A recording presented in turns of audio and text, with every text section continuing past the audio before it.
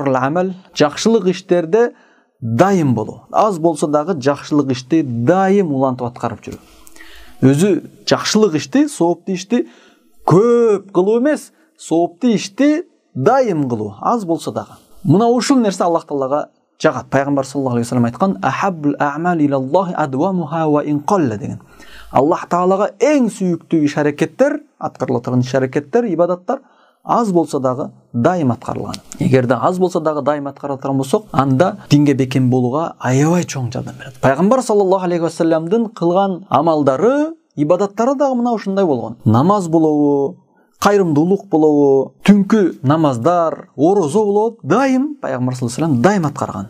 Көп эмес, бирок дайым улантылган. Мына ошондуктан ар бир айда 3 күн орозо, күн сайын 5 вакыт намаздан сырткары, кечки намаздардан, түнкү намаздан 2 рекет нафил намаз, кайрымдуулукка эч болбодугунда аз гандай 5-10 сомдон болсо дагы мына ушундай кайрымдуулук кылып, жакшылык иштерди аз-аздан аткарган болсок, көп эмес, аз-аздан дайым аткарган болсок, мына ушул бизге жардам берет динге бекем болуубузга, ыйманыбызды күчөтүүгө, жалкоолуктан арылууга.